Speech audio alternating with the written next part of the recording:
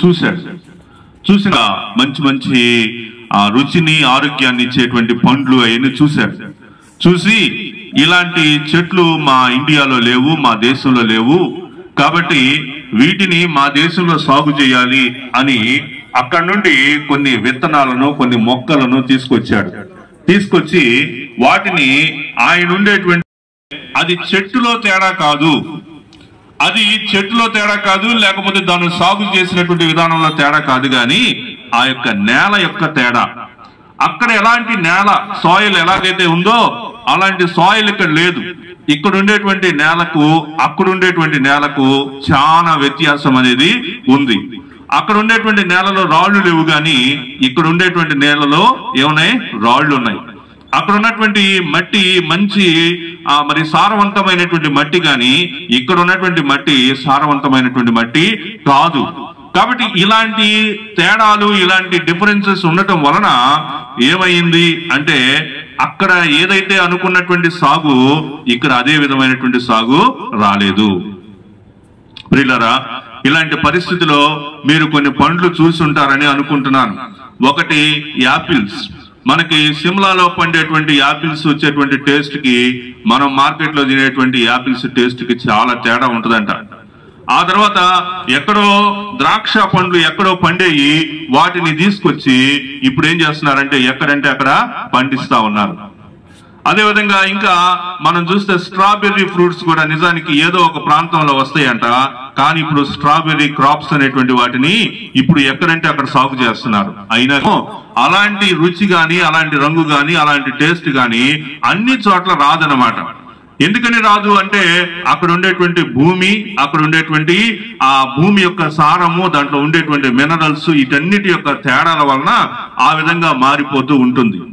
కాబట్టి ప్రియులరా, ఈ ఉదయకాలం ముందు మరి ఎలిసమ్మ గారి యొక్క మరి జ్ఞాపకార్థ కోడికలో, ఆదరణ కోడికలో మనందరం చేరి వచ్చి ఉన్నాము. ఆ ఎలిసమ్మ గారి యొక్క జీవితాన్ని మనము ఆలోచిస్తూ ఉన్నాము. ఎలిసమ్మ గారు ఎలా జీవించారు, ఎక్కడి నుండి వచ్చారు, ఎక్కడ ఉన్నారు, ఎలాంటి జీవితాన్ని జీవించారు అనేటువంటి పరిస్థితులన్నిటినీ మనం చూసినప్పుడు మరి తన యొక్క జీవితంలో ఎలాంటి పరిస్థితులు జరిగినాయి, తన యొక్క జీవితం ఎలా జీవించింది, ఇవన్నీ మనం పరిశీలన చూసినప్పుడు తన యొక్క ప్రవర్తనలో నుంచి మనం నేర్చుకోదగినటువంటి విషయాలు అనే వాటిని మనము ఈ ఉదయకాలం ముందు నేర్చుకోవడానికి ప్రయత్నం చేద్దాం. ఎలిసమ్మ గారు ఎలా జీవించారు, ఏం పని చేశారు, తన కుటుంబాన్ని ఎలా సంరక్షించుకున్నారు, మరి ఇప్పుడు మన మధ్య లేకపోయినప్పటికీ ఎలాంటి జీవితాన్ని జీవించారు, ఆ జీవితంలో నుంచి మనం ఏం నేర్చుకోవాలి అనేటువంటి క్లుప్తంగా కొన్ని విషయాలు మనము నేర్చుకోవడానికి ప్రయత్నం చేద్దాం. ఎలిసమ్మ గారు, నేను ఎలిసమ్మ అమ్మ అంటాను. మరి ఎలిసమ్మ మా అమ్మగారు మరి తాను జీవించినటువంటి దినంలో, తాను మరణించేటువంటి దినం వరకు సంఘానికి రెగ్యులర్ గా వచ్చేవాళ్ళు. ఆదివారం అంటే ఆదివారం ఆరాధన 10:30 10:30 ముందుగానే చర్చికి వచ్చేటువంటి వాళ్ళు. మరి 10:30 కంటే ఒక 2 నిమిషాలు ఎక్కువైంది అనుకుంటే అప్పుడు ఏం చేస్తూ ఉంటుందంటే బైబిల్ పట్టుకొని స్పీడ్ వాక్ చేస్తూ నడుస్తూ ఉంటది అన్నమాట. ఆ స్పీడ్ వాక్ చేసేటువంటి టైంలో మా అమ్మగారు వందనాలు బాగున్నారా అన్న పట్టించుకోదు, వినకుండా అలానే వెళ్ళిపోతా ఉంటది అనమాట. ఏంది, ఎక్కడికి వెళ్తుంది? టైంకి చర్చిలో ఉండాలి. టైంకి ఎక్కడ ఉండాలి? చర్చిలో ఉండాలి. టైంకి చర్చిలో ఉండాల్సినటువంటి మార్గ మధ్యంలో ఎవరైనా పలకరించకపోయినా పెద్ద వాటి గురించి పెద్దగా పట్టించుకోదు. కాబట్టి ఇక్కడ ఎలిసమ్మ గారి గురించి మనము ఆలోచించేటువంటి క్రమంలో బంధువులుగా, మిత్రులుగా మీకు చాలా విషయాలు తెలుసు. అయితే మనం గ్రహించాల్సినటువంటి అతి ప్రాముఖ్యమైన విషయం ఆత్మానుసారమైనటువంటి జీవిత విషయాలను మనము ఆలోచించాలి. ఎందుకు శారీరకమైనటువంటి విషయాల గురించి అంతగా ఆలోచించాల్సిన అవసరం లేదు అంటాను అంటే శారీరకమైనటువంటి విషయాల్లో రకరకాలైన మార్పులు చేర్పులు జరుగుతూనే ఉంటాయి. నేను భోజనం చేస్తాను, మీరు భోజనం చేస్తారు. నేను నిద్రపోతాను, మీరు నిద్రపోతారు. నేను డ్యూటీకి వెళ్తాను, మీరు డ్యూటీకి వెళ్తారు. ఎవరి పనులు వాళ్ళకుంటాయి, ఎవరి జీవితాలు వాళ్ళకుంటాయి, ఎవరి జీవితాలు వాళ్ళు జీవిస్తూనే ఉంటారు. కానీ జీవితంలో తీసుకునే ఒక నిర్ణయం అనేటువంటిది ఆ యొక్క జీవితం మొత్తాన్ని ప్రభావితం చేస్తుంది. జీవితంలో మనం తీసుకునే ఒక నిర్ణయం అనేటువంటిది ఆ జీవిత కాలం అంతా కూడా తీసుకునేటువంటి అన్ని నిర్ణయాల మీద ఆధారపడి ఉంటుంది. అదే యేసుక్రీస్తుని గురించినటువంటి విషయాలు తెలుసుకోవడం. యేసుక్రీస్తు గురించినటువంటి విషయాలు, ఆత్మీయమైనటువంటి విషయాలు, జీవితంలో తీసుకునే ఒక నిర్ణయం, బంధువులతోటి మిత్రులతోటి ఎవరికి సంబంధం లేకుండా సొంతగా తీసుకునేటువంటి ఒక నిర్ణయాన్ని గురించినటువంటి విషయాన్ని మనం ఆలోచించినప్పుడు ఆ నిర్ణయం తర్వాతే జీవిత దినాలన్నిటి యొక్క పరిస్థితులు వేరుగా ఉంటాయి అన్నమాట, వేరుగా ఉంటాయి.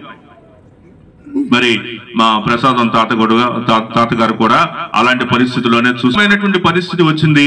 అంటే ఇంట్లో ఉండేటువంటి పెద్దగా ఉన్నటువంటి ఎలిసమ్మ అమ్మగారు చేసినటువంటి జీవిత విధానం, ఆమె నడుచుకున్నటువంటి విధానం వలన తన యొక్క పిల్లలు, తన యొక్క ఇంట్లో ఉండేటువంటి వారు అందరూ కూడా రకరకాలైనటువంటి నిర్ణయాలు తీసుకుంటూ వచ్చారు. ఎలా జీవించింది అనేటువంటి విషయాలు చాలా ముఖ్యం అన్నమాట.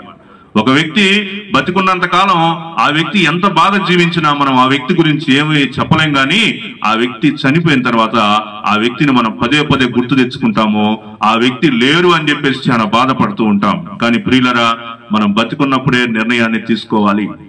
మనం జీవిస్తూ ఉన్నప్పుడే మనం ఆలోచన కలిగి ఉండాలి అనేటువంటి ఒక ప్రాముఖ్యమైన విషయాన్ని ఎలిసమ్మ గారు మన ముందు ఉంచి తన యొక్క జీవితాలు ముగించుకుని వెళ్ళారు. చార్లీ కిర్క్ అనే అతను తెలుసా మీకు?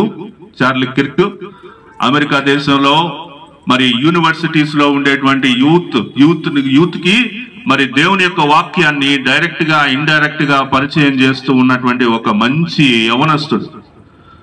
పెళ్లి చేసుకున్నాడు, 2 పిల్లల్ని కలిగి ఉన్నాడు. యూనివర్సిటీలో మరి మన దేశంలో చాలా తక్కువగా, అమెరికా దేశంలో, ఇతర దేశాల్లో ఎక్కువగా, అమెరికా దేశంలో విపరీతంగా కనిపించేటువంటిది LGBTIQ అనేటువంటివి ఎక్కువ ఉంటాయి అన్నమాట. ఆ LGBTIQ అనేటువంటి మన దేశంలో తక్కువ ఉన్న వాటి గురించి మనం పెద్దగా పట్టించుకోము. LGBTIQలో ఎవరన్నా ఒకళ్ళిద్దరు కనిపిస్తే వాళ్ళని చూసి మనం నవ్వుతాము, వదిలేస్తాం. కానీ అక్కడ వాటితోటి కలిసి జీవిస్తూ ఉంటారు. అది బైబిల్ విధానాలకి కంప్లీట్ గా వ్యతిరేకమని, తర్వాత LGBTIQ అనేటువంటిది చాలా ప్రమాదమని, సొసైటీలని నాశనం చేస్తుందని, మరి ఆ జీవితాలను చిందరవందర చేస్తుందని అతను చెప్తూ వస్తూ ఉంటే దాన్ని తట్టుకోలేనటువంటి ఒక అతను దూరం నుంచి యూనివర్సిటీలో చెప్తూ ఉండగా దూరం నుంచి ఒక అబ్బాయి షూట్ చేసి చంపేశాడు. ఎందుకని చంపేశాడు అంటే ఆ అబ్బాయి కూడా మరి ఒక అబ్బాయితోనే కాపురం చేస్తా ఉన్నాడు. ఒక గే తోటి కాపురం చేస్తా ఉన్నాడు అనమాట. ఒక అబ్బాయి ఇంకొక అబ్బాయితోటి కాపురం చేస్తా ఉన్నాడు. అలాంటి కాపురం చేయకూడదని చెప్పేసి చెప్పినందుకు అతన్ని చంపేశారనమాట. కాబట్టి ఇక్కడ నాకు ఏం కనిపిస్తుంది అంటే న్యాయం కోసం పోరాడాలి, ధర్మం కోసం పోరాడాలి, దేవుడి కోసం పోరాడాలి, నీతి కోసం పోరాడాలి, న్యాయం కోసం పోరాడాలి అనేటువంటి విషయాలు కనిపిస్తా ఉన్నాయి. ఈ దినము మనం ధ్యానించబోతున్నటువంటి వాక్యము హెబ్రీయులకు రాసిన పత్రిక 13వ అధ్యాయము 7వ వచనాన్ని మనము చూడబోతా ఉన్నాం.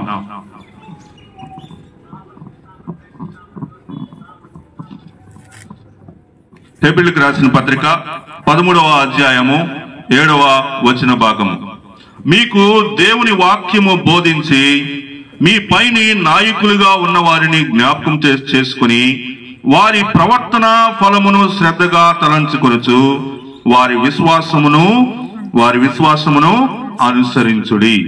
మీ దగ్గర బైబిల్ ఉన్నట్లయితే ఒకసారి ఈ వచనం మీరు నాతో కూడా కలిసి చదివితే బాగుండని ఆశపడుతూ ఉన్నాను. ఒకసారి చదువుదాం, చూడండి. మీకు దేవుని వాక్యము బోధించి మీ పైని నాయకులుగా ఉన్న వారిని జ్ఞాపకం చేసుకుని వారి ప్రవర్తన ఫలమును శ్రద్ధగా తలంచుకొనుచు వారి విశ్వాసమును అనుసరించుడి.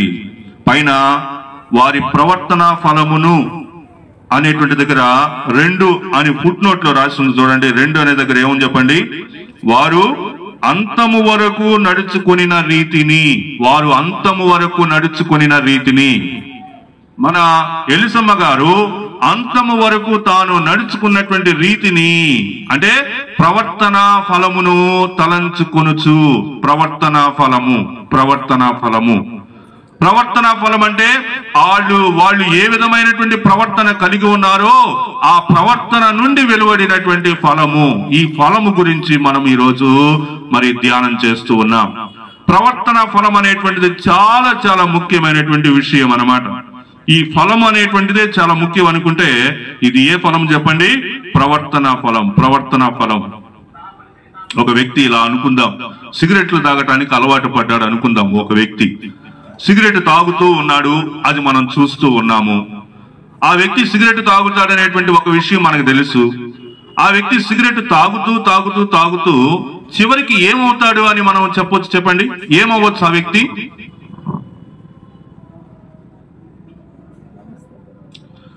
సిగరెట్ తాగుతూ తాగుతూ ఉండేటువంటి వ్యక్తి తన యొక్క చివరి దినాలకి ఏదైనా ఒక వ్యాధిని పడేదానికి అవకాశం ఉంటుందా? అవకాశం ఉంటుందా? ఒక అవకాశం ఉంటుంది. ఆ సిగరెట్లు తాగటం వలన ఏ వ్యాధి వస్తుందో ఆ వ్యాధిని మనం అర్థం చేసుకోవచ్చు.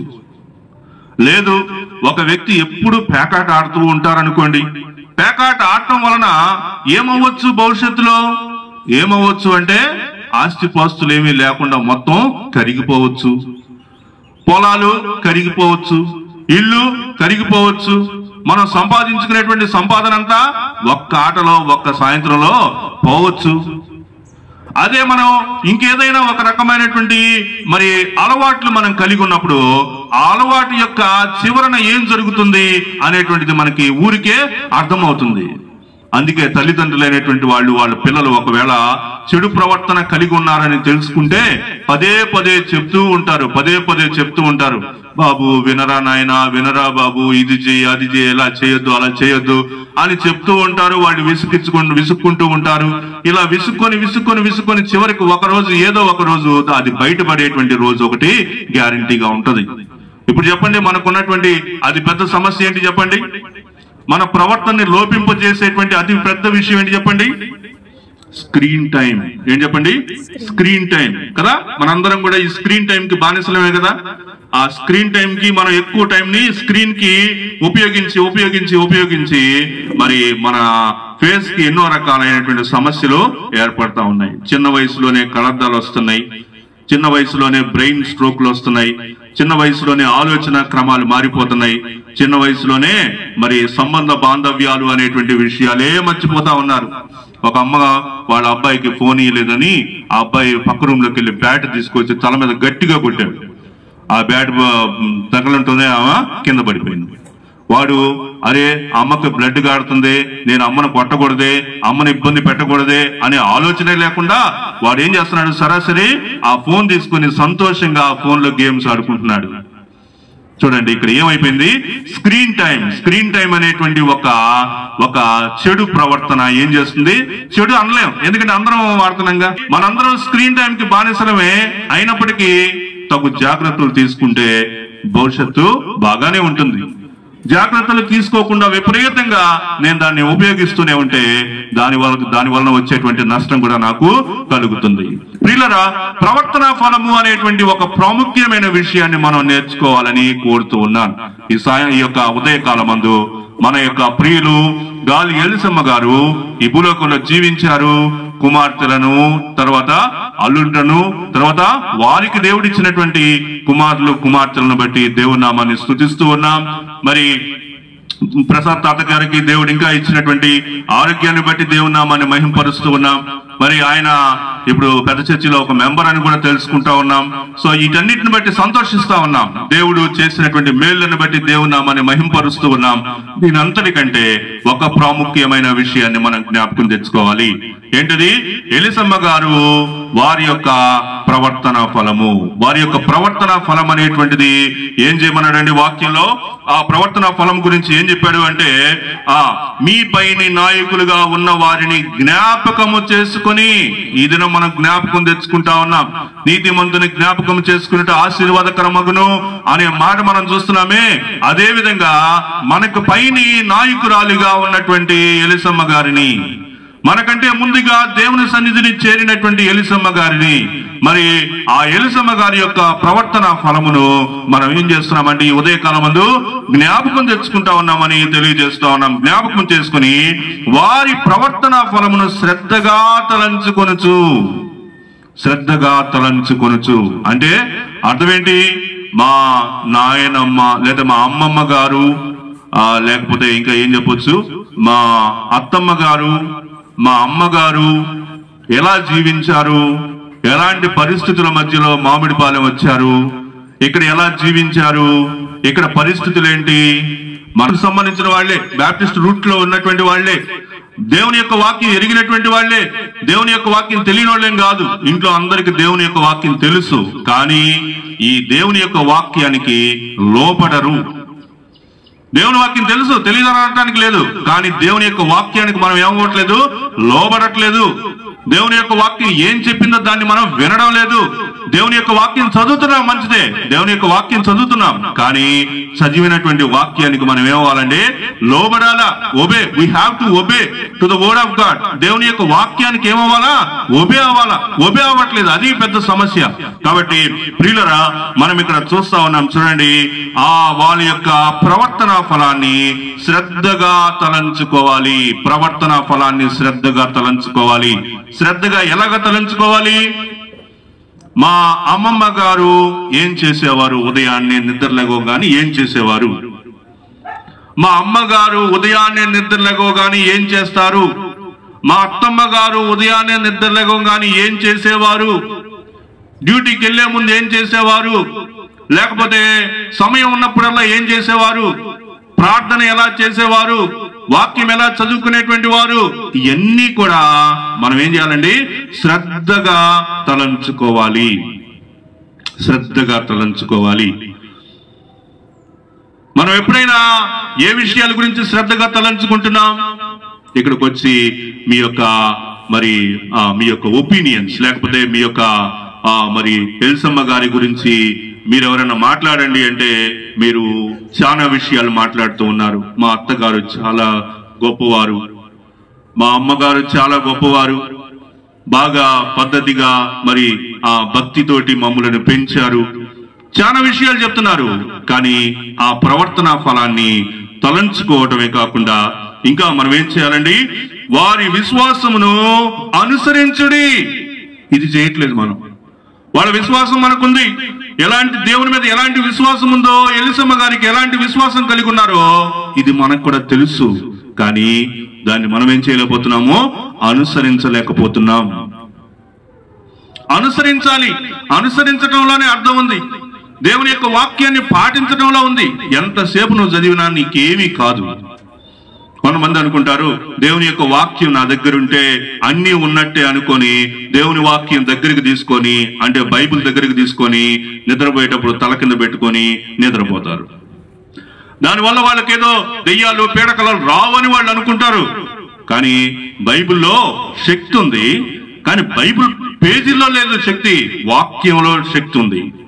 ఆ వాక్యాన్ని చదివినప్పుడు, ఆ వాక్యం నీ హృదయంలోనికి వెళ్ళినప్పుడు అప్పుడు శక్తి అనేటువంటిది బయటకు వస్తుంది.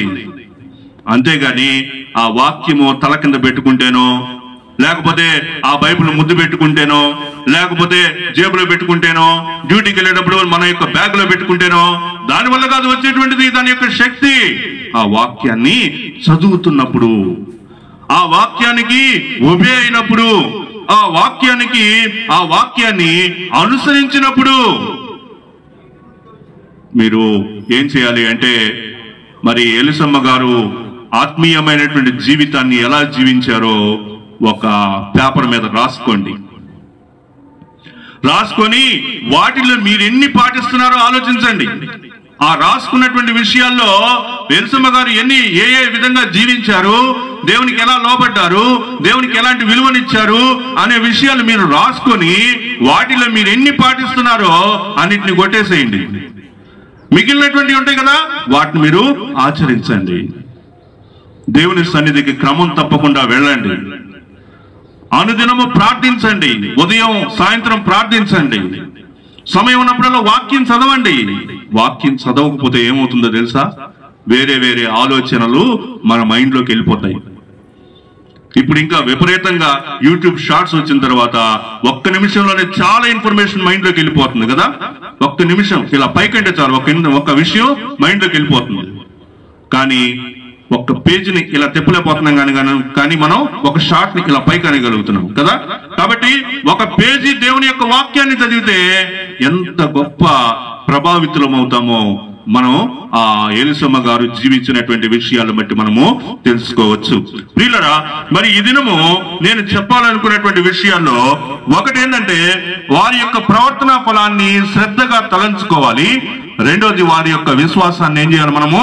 మనము అనుసరించాలి. ఫస్ట్ ఎలా జీవించారు, ఎలాంటి విశ్వాసం కలిగి ఉన్నారు, ఇవన్నీ మనం తెలుసుకున్నాం. అవన్నీ కూడా మనం ఏం చేసాము, ఇక్కడ తలంచుకున్నాము. అయితే వారి యొక్క విశ్వాసాన్ని ఆచరించాలి. ఇది చాలా ముఖ్యమైన విషయం. మన జీవితంలో మనం గనక ఆ విశ్వాసాన్ని అనుసరించినటువంటి, ఎలిసమ్మ గారు అనుసరించినటువంటి విశ్వాసాన్ని మనం అనుసరించకపోతే ఈ యొక్క ఆదరణ కూడికకు విలువే లేదు. ఎలిసమ్మ గారు ఎలాంటి విశ్వాసాన్ని అనుసరించారో, అనుసరించినటువంటి విశ్వాసాన్ని మనం అనుసరించకపోతే ఇలా కూడుకోవాల్సిన అవసరమే లేదు. కేవలం భోజనం చేయడానికి వచ్చాము అని అనుకోవచ్చు. ప్రియులారా, గమనించండి, మన జీవిత కాలం ఎంతో మనకు తెలియదు. తెలుసా జీవిత కాలం ఎంత అని నేను ప్రశ్నించుకుంటే, ఎన్ని దినాలు గడిచిపోయినాయి అని అనుకుంటే, ఆ ముందున్నటువంటి దినాలు ఇంకెన్నున్నాయో మనకెవరికి తెలియదు. ఎంత షార్ట్ గా ఈ భూలోకాన్ని మనుషులు విడిచిపోతున్నారో మనం ఊరికి అలా చూసి గమనించి చెప్పేయచ్చు. ఒక భయంకరమైన వ్యాధి వచ్చింది అంటే ఆ వ్యాధి ఎంతో మందిని తీసుకెళ్లిపోతా ఉంది.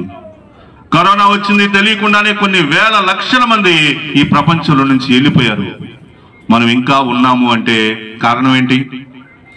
మనం ఇంకా బ్రతికే ఉన్నాము అంటే కారణం ఏంటి? దేవుడిచ్చిన ఒక అవకాశం. ఇదిగో నీకు ముందు నా దాసురాలు ఈ భూలోకంలో ఇలాంటి భక్తి జీవితాన్ని, ఇలాంటి విశ్వాస జీవితాన్ని కనపరిచారు, ఈ విశ్వాస జీవితాన్ని కనపరిచారు, నేను పిలిచాను, నా సన్నిధికి వచ్చేశారు, ఇంకా నువ్వు అక్కడే ఉన్నావు.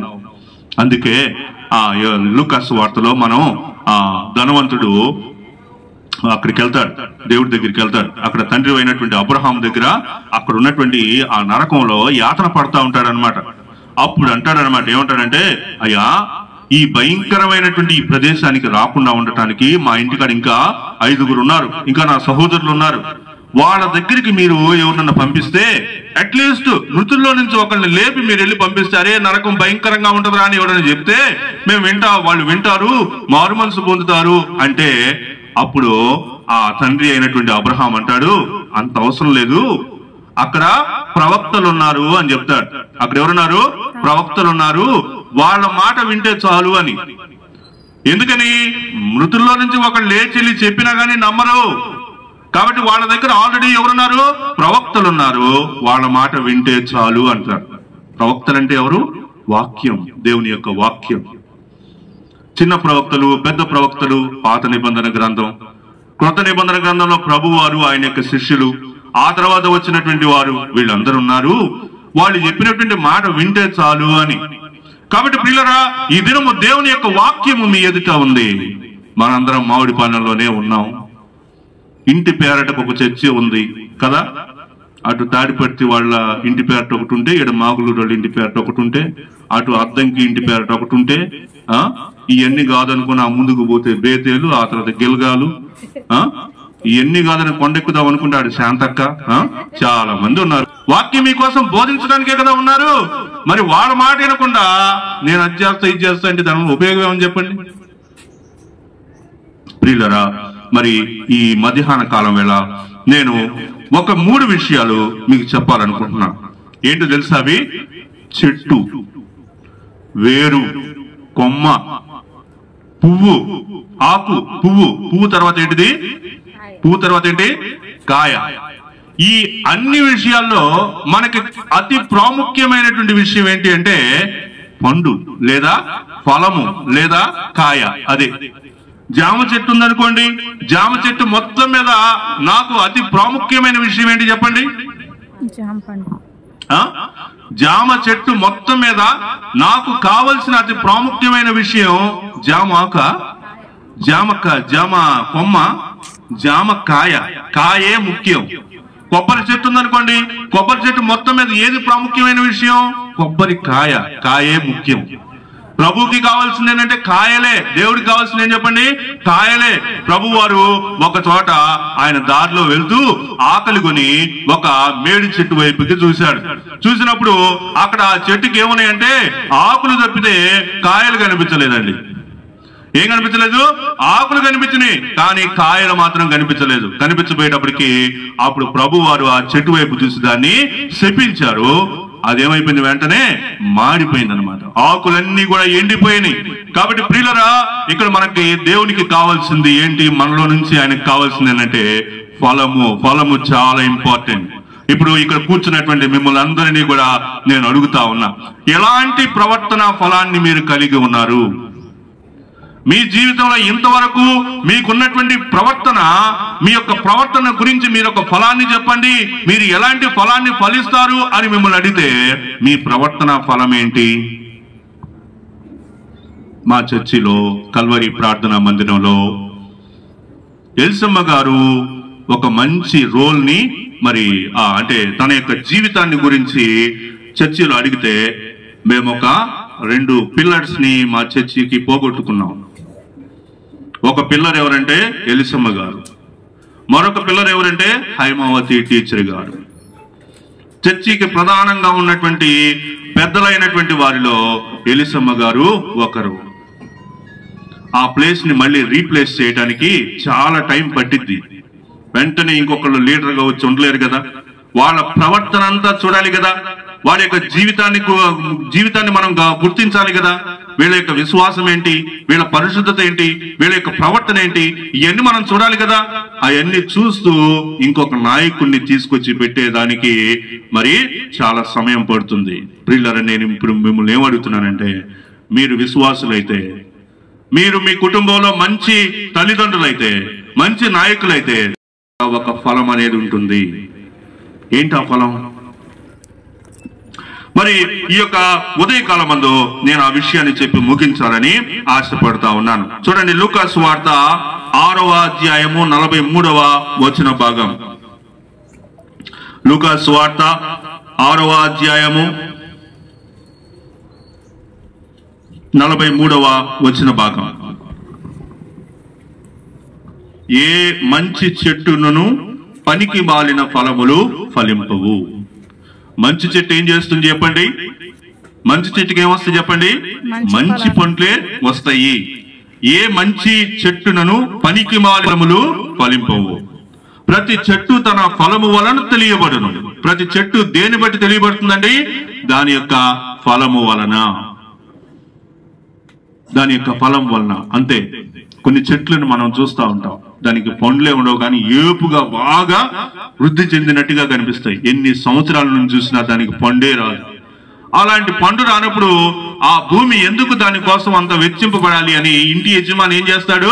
దాన్ని కట్ చేసేస్తాడు, దాన్ని నరికించేస్తాడు. ప్రియులరా, మంచి చెట్టు అనేటువంటిది ఏం చేయాలి అంటే మంచి ఫలాలు ఫలించాలి. మీ జీవితం మంచిది అని మీరు అనుకుంటే మీ యొక్క ప్రవర్తన ద్వారా మంచి ఫలాలు కనిపించాలి. మీ ఫలం అంటే ఏంటి? ఇంతకీ జామ చెట్టుకి జామకాయ వచ్చిందని చెప్పాను, కొబ్బరి చెట్టుకి కొబ్బరికాయ వచ్చిందని చెప్పాను, తాటి చెట్టుకి తాటికాయ వచ్చిందని చెప్పాను. మరి మిమ్మల్ని చెట్టు అనుకుంటే మీ నుంచి వచ్చేటువంటి ఫలం ఏంటండి? మీ పిల్లలే మీ ఫలం. అంతేనా? మీకు పుట్టినటువంటి పిల్లలే మీ ఫలం. ఇప్పుడు చెప్పండి, మీ పిల్లలు దేవుని యొక్క నామములో ఎదిగారా? మీ పిల్లలు దేవుని యొక్క వాక్యాన్ని తెలుసుకున్నారా? మీ పిల్లలు రక్షింపబడ్డారా? మీ పిల్లలు బాప్తిసం పొందారా? మీ పిల్లలు దేవుని యొక్క నామంలో ఎదుగుతున్నారా? అలా ఎదుగుతూ ఉంటే మీ ప్రవర్తన ఫలం సరిగానే ఉంది. మీరు అయినటువంటి వారే. మంచి చెట్టు మంచి ఫలాలు ఫలించినట్లుగా, కాని చెట్టు కాని ఫలములు ఫలించినట్టుగా మీ పిల్లలు కూడా మీరు వారిని సన్మార్గంలో నడిపించినటువంటి వారే. వారు మారు మనసు పొందారు అంటే మీకు విధేయులుగా ఉన్నవారే. వాళ్ళు బాప్తిసం పొందారు అంటే మీకు విధేయులుగా ఉన్నవారే. మీరనే మాట ఏందో చెప్పనా? వాళ్ళ జీవితం వాళ్ళదయ్యా, వాళ్ళ జీవితం వాళ్ళది. ఎవరి ఆలోచన వాళ్ళ ఇష్టం. ఇదేదైనా ఇంట్లో విషయం అయితే మనం చెప్పొచ్చు. దేవుడు అనేటువంటి విషయాన్ని మనం ఎలా చెప్తాం?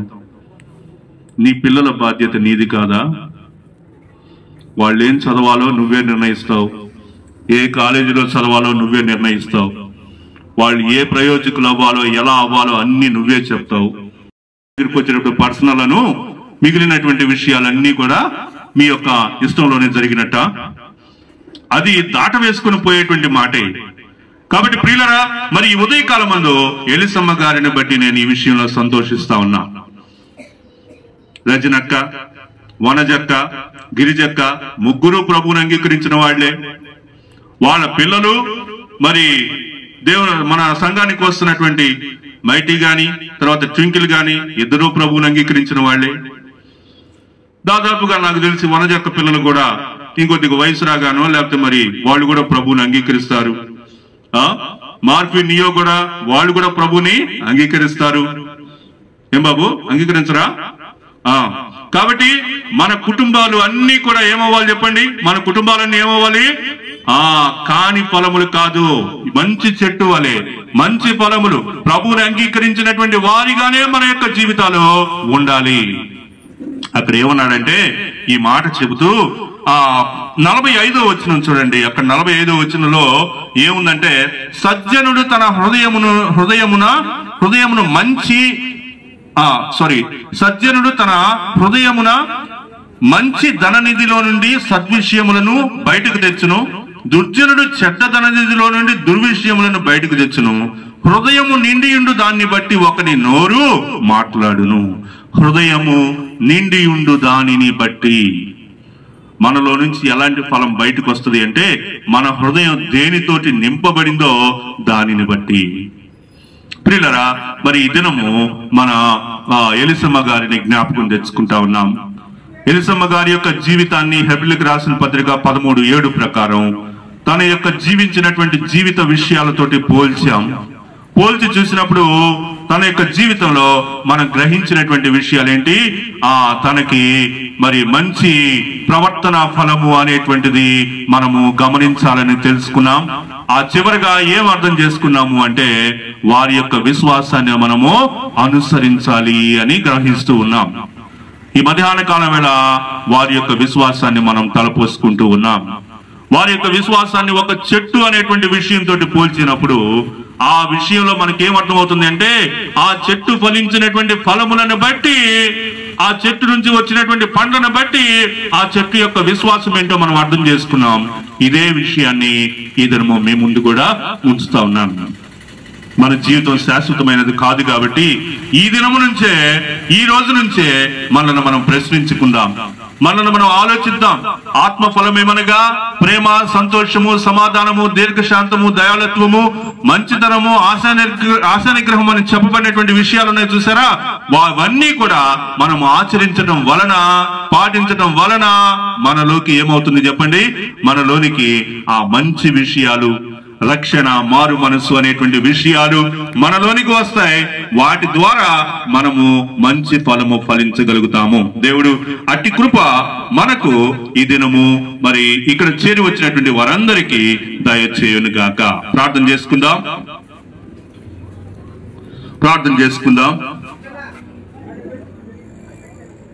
ఎలిసమ్మ గారిని జ్ఞాపకం తెచ్చుకోవాలి.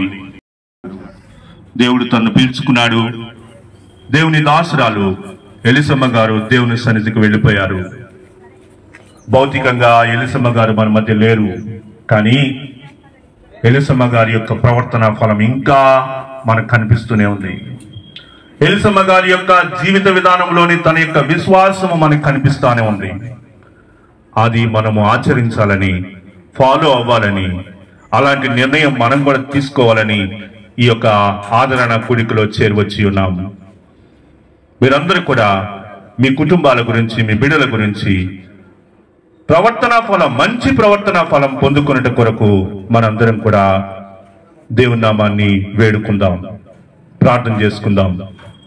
ప్రేమ కలిగిన తండ్రి, కృప కలిగిన దేవా, నమ్మకమైన ప్రభువా యేసయ్యా, నీ పాదాలకు వందనాలు, స్తుతులు స్తోత్రాలు చెల్లిస్తా ఉన్నాం. రాజరక్షక నాయన యేసయ్యా ప్రభువా, నీ యొక్క మహా గొప్ప కృప చేత, మీ దయ చేత, ప్రేమ చేత మీరు మమ్మలను నేటి వరకు సజీవ లెక్కలో ఉంచి ఉన్నారు. ప్రభువా, ఈ ఉదయకాలమందు నీ దాసురాలైన గాలి ఎలిసమ్మ గారిని జ్ఞాపకం తెచ్చుకోవడానికి మీరు చూపిన కృపకై వందనాలు.